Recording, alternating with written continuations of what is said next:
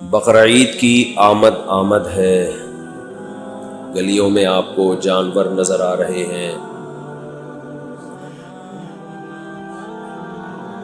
منڈیاں بھری ہوئی ہیں، 2 دانت 4 دانت 6 دانت، سینگوں کی گھسائی کا کام عروج پر ہے۔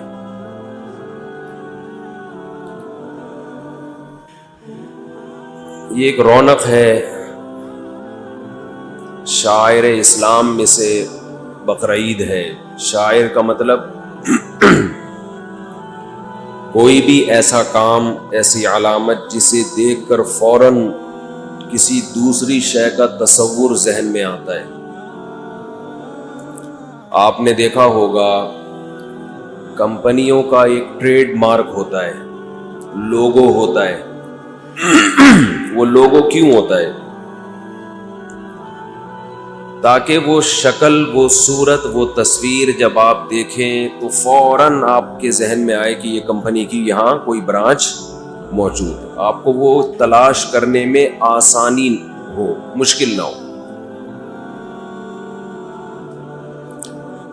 جب ہم پیٹرول ڈلوانے کے لیے جاتے ہیں، پیٹرول کو اردو میں پیٹرول ہی کہتے ہیں، انگلش میں پیٹرول کہتے ہیں، تو لوگ کہتے ہیں پیٹرول نہیں ہوتا، پیٹرول ہوتا ہے، اردو میں پیٹرول ہی ہوتا ہے۔ ہر زبان نا کسی بھی لفظ کو جب گود لیتی ہے تو وہ اپنے حساب سے کانٹ چھانٹ کر کے لیتی ہے، وہ اپنے لب و لہجے میں ڈھالتی ہے اس کو۔ اس میں زیادہ ٹینشن لینے کی ضرورت نہیں ہوتی، جب وہ ایک لفظ آ گیا اس میں تو آ گیا۔ اب کہتے ہیں نا بم پھٹا ہے، تو بم تو نہیں، بوم ہوتا ہے، بوم پھٹا ہے۔ اردو میں وہ بم ہی ہے، بس دعا کرو پھٹے نہیں، چاہے وہ بم ہو یا وہ بوم ہو، اس پہ زیادہ فوکس کرو کہ پھٹے نہیں۔ کوئی بم کو بوم کو بم کہہ رہے تو بھی چلتا ہے۔ تو آپ پیٹرول ڈلوانے کے لیے جب گزرتے ہیں تو فوراً پتہ چل جاتا ہے پی ایس او کا ہے یا شیل کا ہے، فوراً پتہ چلتا ہے۔ حالانکہ ابھی آپ نے پڑھا بھی نہیں ہوتا، کلر سے اندازہ لگا لیتے ہیں، بھائی ریڈ کلر آ رہا ہے، یہ ڈیزائن آ رہا ہے تو شیل کا ہوگا، بلیو کلر آ رہا ہے، یہ ڈیزائن آ رہا ہے تو کس کا ہوگا؟ KFC کے برگر دور سے ہی آپ کو بلڈنگ دیکھ کے پتہ چل جاتا ہے، وہ بندہ کھڑا ہوا بتا نہیں رہا ہوتا کہ یہ KFC کا ہے۔ میک ڈونلڈ کے اپنا ایک لوگو ہوتا ہے۔ تو ہر مذہب کا بھی ایک شعار ہوتا ہے، خاص علامت ہوتی ہے جسے دیکھ کے فوراً پتہ چلتا ہے کہ یہ اس مذہب کا ماننے والا ہے۔ اور شعار ایک نہیں ہوتا، بہت سارے بھی ہوتے ہیں، یہ بھی علامت ہے، یہ بھی علامت ہے، یہ بھی علامت ہے۔ پہلے زمانے میں جتنے بھی عیسائی ہیں اپنے گلے میں صلیب کا نشان لازمی لٹکاتے تھے۔ یہ جو صلیب ہے، کراس ہے، اسے دیکھ کے اندازہ ہوتا تھا یہ عیسائی ہے۔ اب نہیں لٹکاتے، اب لبرل ہو گئے، جیسے ہمارے بہت سے مسلمان اب لبرل ہو گئے ہیں، وہ کہتے ہیں چلتا ہے۔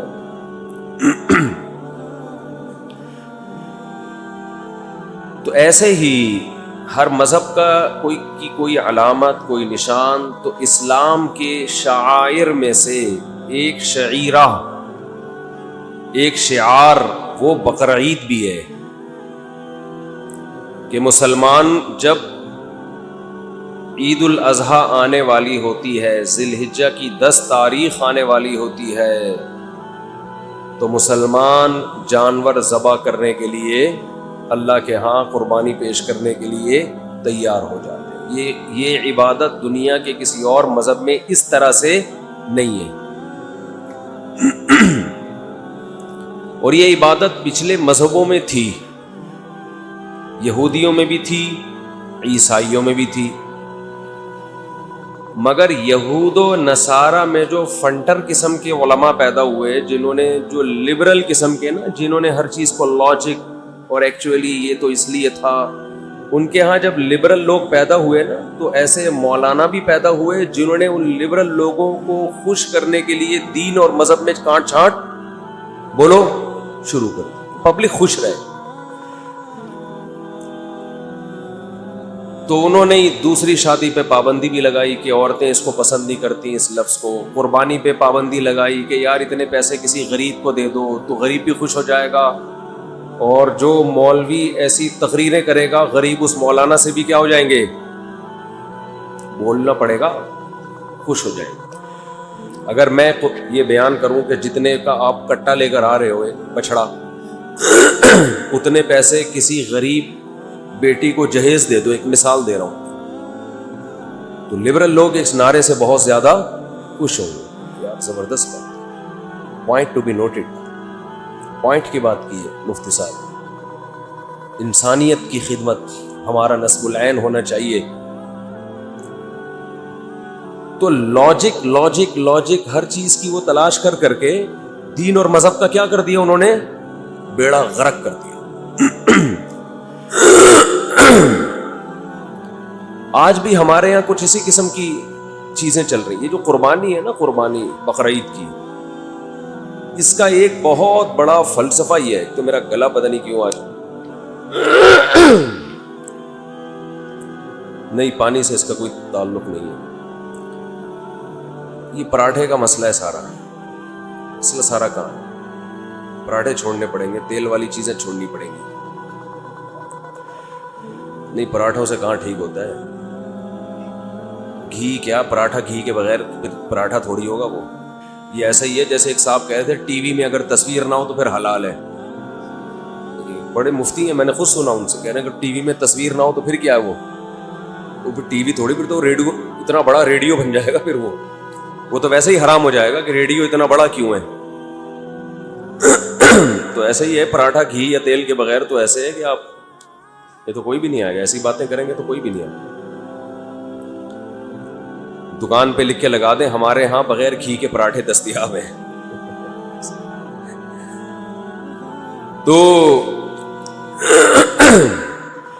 تو میں یہ عرض کر رہا تھا, کیا عرض کر رہا تھا, ہاں, تو یہود و نصارہ نے اپنے جو لبرل قسم کے لوگ ہیں نا, ان کو خوش کرنے کے لیے کیا کیا, رجم کی سزا ختم کر دی. جیسے غامدی صاحب نے رجم کی سزا کیا کر دی ہے, ختم. بڑی وحشیانہ سزا ہے نا. شادی شدہ مرد, شادی شدہ عورت اگر زنا کرے تو اسلام کہتا ہے کہ ان کو زمین میں گاڑ کے پتھروں سے مار کے ہلاک کر دو. اب یہ چیز انسان ذہنی طور پر اس سزا کو قبول نہیں کرتا, خاص طور پہ جس نے یہ جرم کر لیا وہ تو کبھی بھی مانے گا کہ یار یہ کیا ہو رہا ہے, ویسے ہی گردن اڑا دو بھائی اگر مارنا ہے. کیا خیال ہے؟ بلکہ لبرل لوگ کہیں گے کچھ بھی نہیں کرو, 50 روپے جرمانہ دے کے کیس ختم کرو.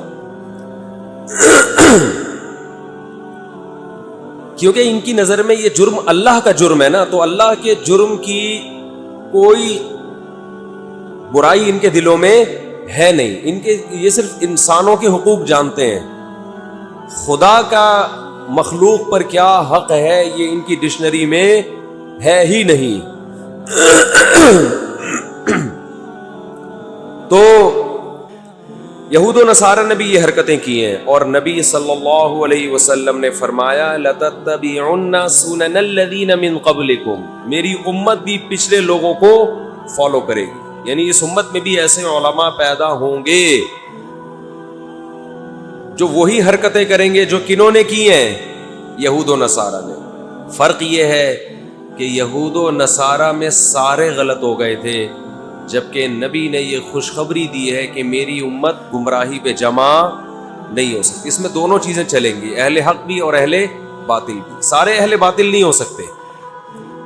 اگر کوئی ایسا دین پیش کر رہا ہے جس سے یہ تصور آ رہا ہے کہ یہ سارے غلط تھے اور میں صحیح ہوں, تو اس کا مطلب یہ 100% غلط ہے, کیونکہ سارے غلط نہیں ہو سکتے. بلکہ نبی کی حدیث کا مفہوم ہے ظاہرین علی الحق, ایک جماعت حق پر غالب رہے گی. یعنی وہ چھوٹی جماعت نہیں ہوگی بلکہ بہت بڑی جماعت ہوگی. تو یہود و نصارہ نے کیا گڑبڑ کی, دوسری شادی پہ پابندی لگائی. عورتیں اس ٹاپک سے کیا ہوتی ہیں, بولو, ناراض. پہلی بیوی کے آنسو دیکھے انہوں نے, ترس آتا ہے یار اس بیچاری کا کیا قصور, انہوں نے ختم. حالانکہ ان کے مذہب میں 4 سے زیادہ کی اجازت تھی, تو انہوں نے 4 کی کو بھی نہیں رکھا. انہوں نے کہا یار یہ تو عورت بیچاری روتی ہے, سالوں کو تکلیف, سسر کو تکلیف, چھوڑا یار یہ ختم. قربانی کا فلسفہ انہوں نے کیا کر دیا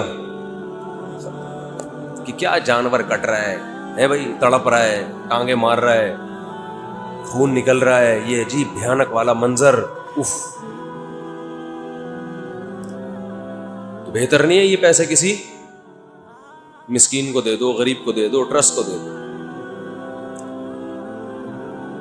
تو آہستہ آہستہ نا تبدیلیاں ہوتے ہوتے ہوتے نماز روزہ بھی مارکیٹ سے کیا ہو گئے, شارٹ.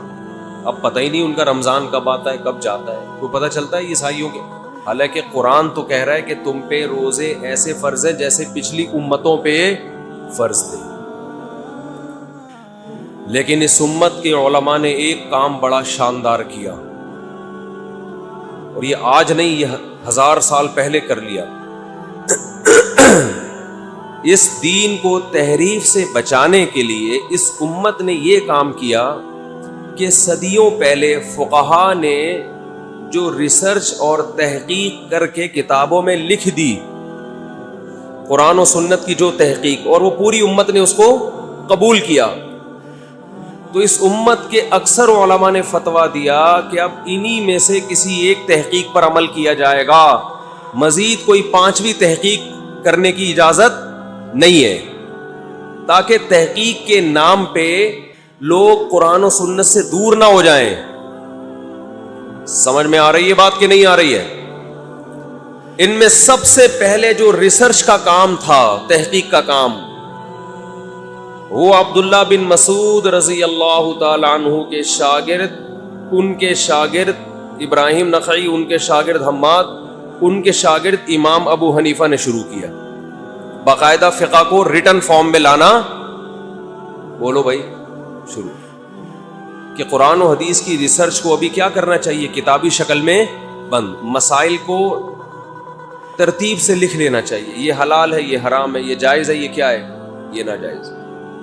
وضو کے احکام, نماز کے احکام, زکوٰۃ کے احکام, حج کے احکام, روزے کے احکام, غنیمت کے احکام, نکاح کے احکام, طلاق کے احکام, وراثت کے احکام, کتاب الحدود, سزاؤں کے احکام, ریاستی قوانین, یہ تمام چیزیں فقہ کی کتابوں میں کیا ہو گئیں, ریٹن فارم میں لے آئے. یہی کام امام شافعی نے بھی کیا, جو امام ابو حنیفہ کے شاگرد تھے. یہی کام امام مالک نے بھی کیا, یہی کام امام احمد ابن حنبل نے بھی کیا, اور بھی فقہا نے یہ کام کیا. مگر امت نے ان چاروں کو جس طرح سے قبول کیا, کسی اور کو یہ مقبولیت نہیں ملی, کیونکہ ان کے دلائل بڑے وزنی اور جاندار تھے. تو جب یہ 4 فقہ وجود میں آئے, ان میں کچھ مسائل میں اختلاف بھی تھا, اتفاق بھی تھا. تو اس وقت کے تمام علماء کا یہ فتویٰ آج بھی, کہ اب اگر کسی نے اسلام کو فالو کرنا ہے تو اس کی تحقیق اگر ان 4 فقہا سے ٹکرائے گی تو اس تحقیق کو کہاں, دیوار پہ دے مارا جائے گا. وہ اس کی اپنی رائے ہوگی, وہ اسلام بولو نہیں ہوگا. اب اگر کوئی یہ سوال پوچھتا ہے نا کہ قرآن میں کہاں لکھا ہے کہ ان 4 کو فالو کرو, یہ بالکل ایسے ہی جاہلانہ سوال ہے جیسے کوئی یہ کہے کہ قرآن میں کہاں لکھا ہے کہ وہ حدیث کو صحیح مانو جو امام بخاری نے جس کو صحیح کہا ہو. قرآن میں کہاں لکھا ہے کہ مصحف عثمانی کو فالو کرو, جو حضرت عثمان نے قرآن مرتب کیا تھا اس کو فالو کرو. کہیں لکھا ہے قرآن میں؟ بولو بھائی. یا نبی نے فرمایا کہ اتنے سارے قرآن کے نسخے ہوں گے, وہ نسخہ جو حضرت عثمان مرتب کرے اس کو فالو کرنا, باقیوں کو جلا دینا. کہیں لکھا ہے یہ؟ بولتے کیوں نہیں بھائی؟ حضرت عثمان کے دور میں ہر آدمی نے اخپل طریقے سے قرآن لکھا ہوا تھا, ہر ایک کی ترتیب دوسرے سے بولو نا ڈیفرنٹ تھی, مختلف تھی. حضرت حذیفہ نے حضرت عثمان کو خط لکھا کہ امت کو آپ اس اختلاف سے بچائیں جو یہود و نصارہ میں ہوا تھا.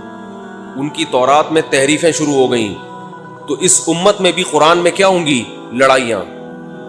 ہر آدمی کی اپنی ترتیب ہے, ایک ترتیب پہ قرآن جمع ہونا چاہیے. حضرت عثمان نے صحابہ کو جمع کر کے ایک ترتیب پہ قرآن مرتب کیا اور باقی تمام نسخے جلا دیے، ختم کرا دیے، حالانکہ نبی نے اس کا حکم بولو نہیں دیا تھا۔ اور یہ جو قرآن ہم جس ترتیب سے ہم پڑھتے ہیں، پہلے سورہ بقرہ، آل عمران، نبی نے یہ ترتیب متعین بولو نا نہیں کی ہے، لیکن آپ اس ترتیب کو چینج کر سکتے ہو؟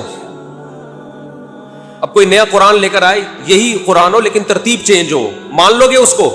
اور وہ یہ دلیل دے کہ قرآن میں کہاں لکھا ہے یا حدیث میں کہاں ہے کہ یہ والی ترتیب کو فالو کرنا ہے، وہ والی ترتیب کو فالو نہیں کرنا۔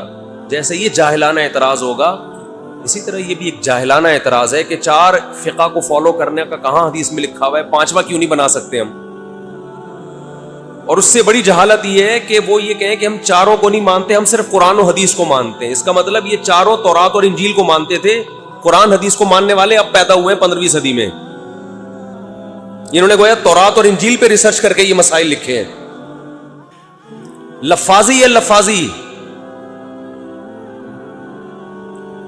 جیسے عورتوں کے حقوق کے نام پہ عورت کا استحصال ہو رہا ہے نا، عورت کی آزادی کے نام پہ بیڑا کس کا غرق ہو رہا ہے؟ عورت کا۔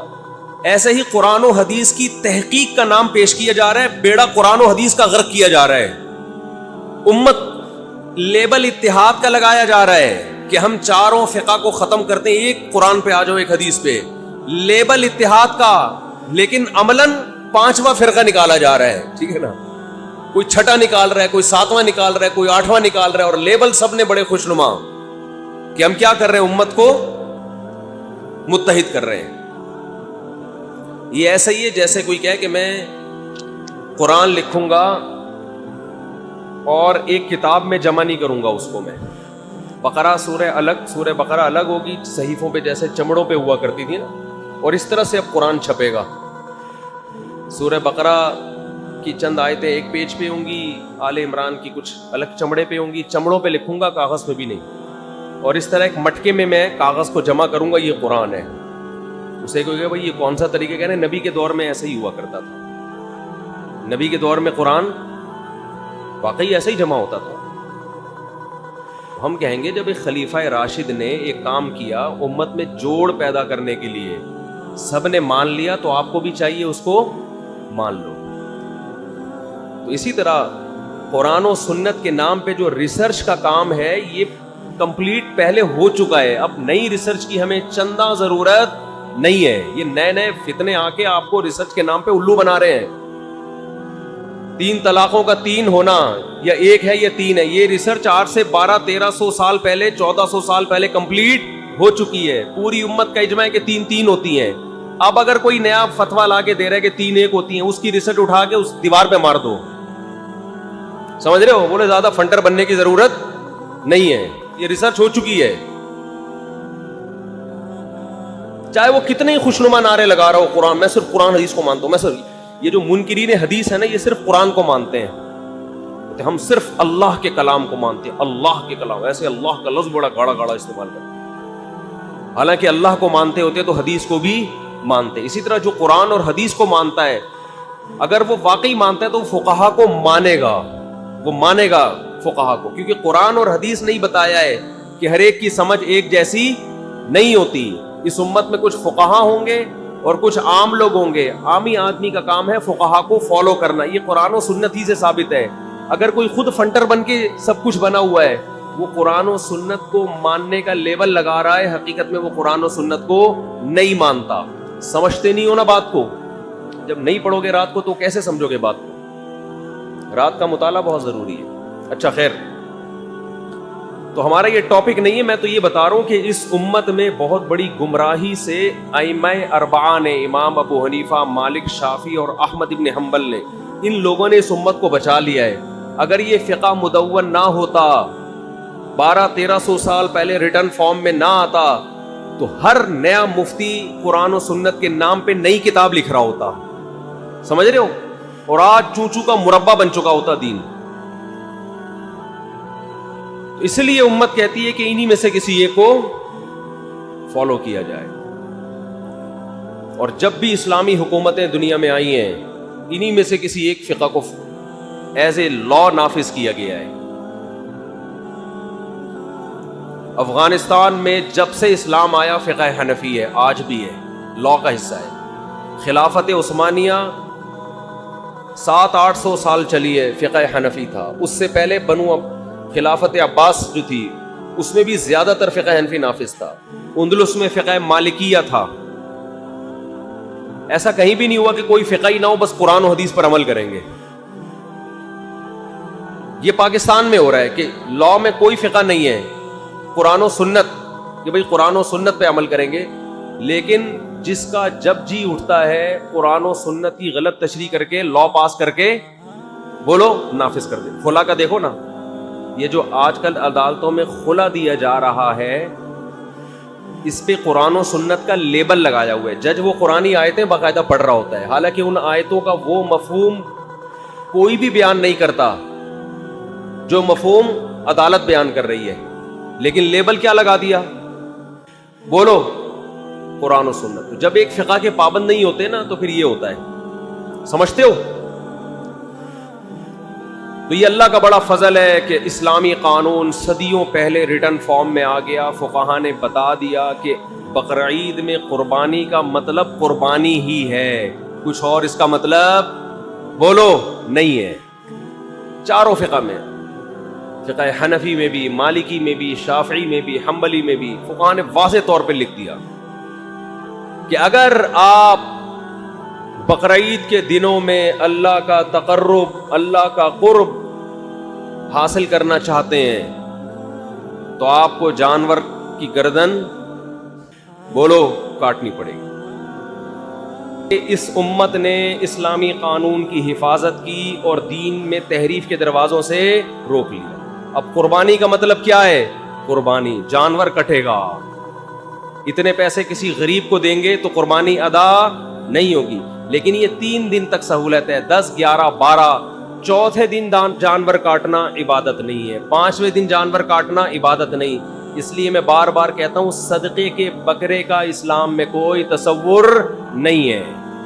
جانور کاٹنا ان 3 دنوں میں عبادت ہے، حتیٰ کہ فقہا نے لکھا ہے ان 3 دن میں قربانی نہیں کر سکے، چوتھے دن جانور ملا، آپ کو گم ہو گیا تھا، اب اسے کاٹو نہیں۔ اب قربانی کا ٹائم کیا ہو گیا؟ ختم۔ اب وہ جانور پورا صدقہ کر دو، اگر کاٹ دیا تو گوشت صدقہ کر دو اس کا، لیکن اب کاٹنا کوئی عبادت نہیں ہے، اب وہ قربانی نہیں کہلائے گی، اب صدقہ کرنا پڑے گا۔ سمجھ رہے ہو کہ نہیں سمجھ رہے؟ اب صدقہ کرنا پڑے گا آپ کو۔ تو صدقہ عام دنوں میں عبادت ہے، 3 دن گزر جائیں صدقات و خیرات، اس میں جانور کاٹنا عبادت نہیں۔ اور ان 3 دنوں میں نبی صلی اللہ علیہ وسلم نے فرمایا اللہ کو جانور کا خون بہانے سے زیادہ کوئی عمل محبوب نہیں ہے۔ تو اس لیے قربانی خوش دلی کے ساتھ کیا کریں، اور یہ لبرل لوگوں کی باتوں میں نہ آیا کریں، اتنا موٹا کٹا اٹھا کے لے آئے یہ پیسے کسی غریب کو دینے کے لیے پورا سال ہے۔ اور اللہ کا شکر ہے جو قربانی خوش دلی سے کرتے ہیں وہ غریبوں کی مدد بھی خوش دلی سے کرتے ہیں، اور جو قربانی پہ اعتراضات کر رہے ہیں نا ان کی آپ انکوائری کریں گے پورے سال کسی غریب کی مدد کی ان کو توفیق نہیں ملی۔ جس کا دل یہاں بڑا ہے وہاں بھی اسی کا دل بڑا ہوتا ہے۔ جو یہاں اتنا بڑا کٹا لے کر آ رہا ہے اس کا مطلب کنجوس نہیں ہے، بڑا دل ہے، اللہ کو خوش کرنے کے لیے اچھا جانور ذبح کر رہا ہے، اس کا مطلب یہ اللہ کو خوش کرنے کے لیے غریبوں کی مدد بھی یہ اچھے طریقے سے کرے گا، کیونکہ دونوں میں اللہ کی رضا مقصد ہے۔ تو اللہ نے گنجائش دی ہے، اچھا جانور لائیں، شو بازی نہیں ہونی چاہیے، دکان پکوڑوں کی باتیں کروڑوں کی، پیسے ہیں نہیں، قرضے لے کے اتنا بڑا بیل لے آئے کہ محلے والے بولے ماشاءاللہ، اس کے بعد وہی کٹائے، باقی پورے سال پھر گھر میں تانے۔ قرآن نے کیا کہہ رہا ہے کہ نہ اتنے کنجوس بنو کہ ہاتھ گردن سے باندھ لو، نہ اتنا ہاتھ پھیلاؤ کہ کل دوسروں سے بھیک مانگنی پڑے، تو اپنی چادر دیکھ کر پاؤں پھیلائیں، ہر ایک کی چادر دوسرے سے مختلف۔ لوگ کہتے ہیں 20 لاکھ کا بیل کاٹ دیا، کتنا اسراف ہے۔ میں کہتا ہوں بھائی اس کی 1 کروڑ 2 کروڑ روپے اس کی آمدن ہے، اس کے لیے 20 لاکھ 20 روپے کے برابر ہے۔ تو ایک نارمل آدمی کے لیے 20 لاکھ اسراف ہوگا، ایک کروڑ پتی کے لیے 20 لاکھ اسراف نہیں ہوگا۔ تو اسراف کی ڈیفینیشن ہر ایک کے لیے ایک جیسی نہیں ہے۔ لوگ کہتے ہیں نا ولیمے میں اتنا کھلا دیا اسراف ہے، بھائی غریب آدمی ولیمے میں زیادہ کھلائے گا اسراف ہے، کروڑ پتی ولیمے میں کم کھلائے گا تو کنجوسی ہے۔ تو اسراف ہر ایک کے حق میں الگ ڈیفینیشن ہے اس کی، سمجھتے ہو بات کو؟ تو اس لیے نہ دیکھا کرو 20 لاکھ 40 لاکھ، اس کا ہیڈ ہے کہ بھائی آپ کو اللہ نے جتنی حیثیت دی آپ اس حساب سے کر لو۔ زیادہ آمدن نہیں ہے، ایک گائے میں حصہ ڈال دو، اور گائے بھی ایسی ہو جس میں سوچنا پڑ رہا ہو کہ اس میں حصہ ہے کہ بھی نہیں ہے۔ ایک دفعہ میں گائے لے آیا، اتنی چھوٹی سی تھی کہ اس میں 7 حصے تھے نا، تو ایک صاحب مجھے کہہ رہے کہ اس میں 7 ہو بھی جائیں گے کہ نہیں ہو جائیں گے؟ میں نے کہا کوشش کرتے ہیں۔ مل گیا تھا، میں اچھا لگ رہا تھا، تو بعض دفعہ ایسا بھی ہوتا ہے، بعض دفعہ اتنا بڑا بچڑا ہوتا ہے کہ دل چاہتا ہے کہ کاش اس میں 14 حصے ہوتے. تو جیسی اللہ نے اوقات دی ہے، حیثیت دی، اس حساب سے لے کر آؤ. اپنی حیثیت کو ملحوظ رکھو اور خوش دلی کے ساتھ قربانی کیا کرو. اور جانور پہلے لے آؤ تاکہ اس کی کھلائی پلائی بھی ہو، صحیح ہے نا، اس کو نہلائی دھلائی بھی ہو، اس کے ساتھ سیلفی ہیں بھی ہوں، ٹھیک ہے نا، اور اس سے تھوڑی محبت بھی پیدا ہو جائے. جب محبت ہوگی تو کٹنے میں تھوڑا غم زیادہ ہوگا، اس میں قربانی کا عنصر بھی تھوڑا زیادہ ہے. مجھے یاد ہے بچپن میں ہمارے والد صاحب نے مجھے 3 مہینے پہلے ایک دمبا خرید کے دے دیا تھا قربانی کے لیے. اس دمبے کو میں روزانہ لے جاتا، اس کی سیوا کرتا، اس کو کھلاتا پلاتا، مستنڈا بنا دیا. مجھے اچھی طرح یاد ہے جس دن وہ کٹ رہا تھا میں اس کے سامنے نہیں تھا، میرے آنکھوں سے آنسو نکل رہے تھے اور میں گھر سے باہر چلا. تو یہ قربانی کا عنصر اس میں زیادہ ہے کہ نہیں ہے؟ کیونکہ وہ مجھ سے بہت مانوس ہو گیا تھا. لیکن اللہ نے اس میں جانوروں پہ بھی رحم کیا ہے. ہندو کہہ سکتا ہے اتنا پیارا جانور جو اتنا مانوس تھا کیوں کاٹ دیا؟ نہیں کاٹتے تو اب ویسے ہی بڈھا ہو کے مر چکا ہوتا اب تک. ہندوستان میں ان گایوں کا حال دیکھو جن کو نہیں کاٹتے، بڈھی ہو کے پڑی رہتی ہیں، بھوک پیاس سے مرتی ہیں. تو اللہ نے ان جانوروں پہ بھی رحم کیا ہے. کٹنا ان کے لیے بھی فائدہ مند ہے، ورنہ ان کو کوئی اتنا پروٹوکول دے گا نہیں. ان کی خوراکیں بہت ہیں. انسان جب بوڑھا ہوتا ہے اولاد پال لیتی ہے، جانور بوڑھا ہوتا ہے اس کے بچے نہیں پالتے اس کو، نہ اس کو انسان پالتا ہے نہ بچے پالتے ہیں. انڈیا میں جو گایوں کو ماں بنایا ہوا ہے نا انہوں نے، ذرا آپ یوٹیوب پہ ڈاکومنٹریز دیکھیں، وہ ان کی مائیں جو جن کو گائے کو ماں کہتے ہیں، یہ گائے کس طرح بھوک اور پیاس سے تڑپ تڑپ کے مرتی ہیں، یہ سمجھتے ہو؟ تو اس لیے ان کے حق میں بھی بہتر ہے کاٹ کے کھا جاؤ، یہ ان کے لیے بھی مفید ہے. اللہ تعالیٰ سمجھنے کی عمل کی